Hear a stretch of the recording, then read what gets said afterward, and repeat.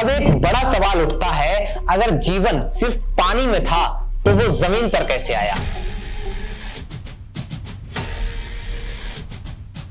Science इसे कहती है एम्फीबियन इवोल्यूशन और हमारे शास्त्र इसे कहते हैं कूर्म अवतार। आज हम समझेंगे कूर्म अवतार कोई कछुए की कहानी नहीं बल्कि इवोल्यूशन का अगला लॉजिकल स्टेप है।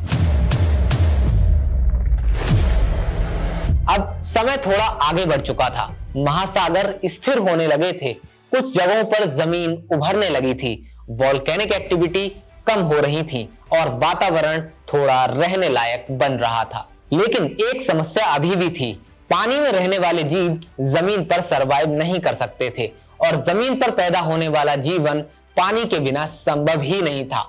तो प्रकृति को चाहिए था एक ऐसा जीव जो पानी और जमीन दोनों में जीवित रह सके। यहीं पर आता है कूर्म अवतार। कूर्म यानी कि कछुआ, टर्टल। अब ध्यान से समझिए, कछुआ पानी में भी जी सकता है, जमीन पर भी रह सकता है, उसका शरीर कठोर है और वो अपने अंदर सुरक्षा लेकर चलता है। साइंस कहती है पहले एम्फीबियंस ऐसे ही थे जो वाटर से लैंड की ट्रांजिशन स्पीशीज थे। सनातन ने इसे कहा भगवान का दूसरा अवतार यानी कि कूर्म अवतार।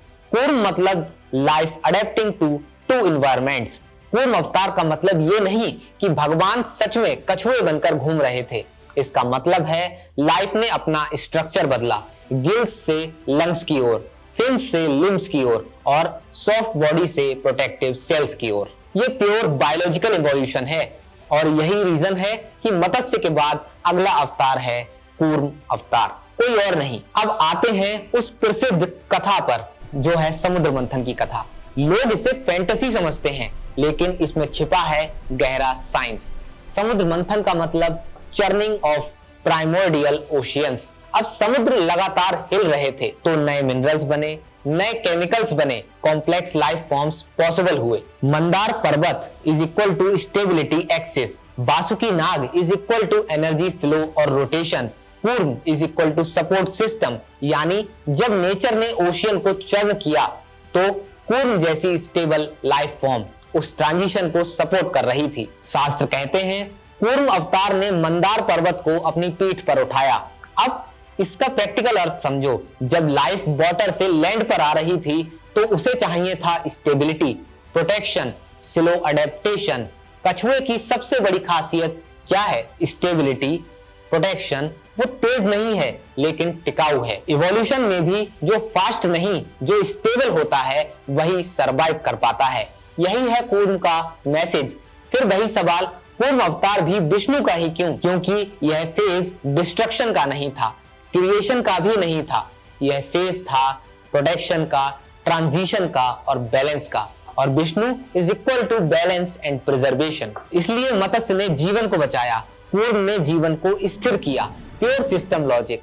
अगर इवोल्यूशन को लाइन में रखें, single celled life, fish is equal to Matsya, amphibian is equal to Kurma, land mammals is equal to Barah.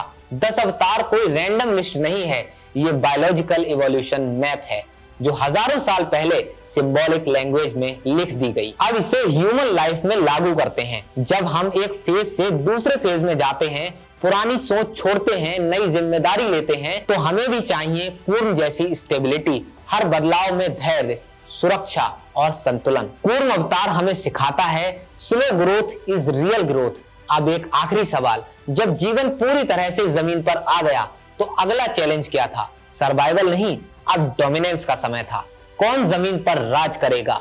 Science कहती है मैमल्स डोमिनेटेड लैंड और सनातन कहता है अगला अवतार था बराह अवतार, एक ऐसा जीव जो जमीन से जुड़ा हुआ है, बलवान और डोमिनेंट था।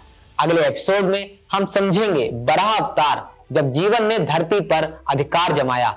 मैं हूं अभय गुप्ता और ये है रियलिटी ऑफ अवतार्स, जहां माइथोलॉजी नहीं इवोल्यूशन डिकोड की जाती है। मिलते हैं आपसे अगले एपिसोड में।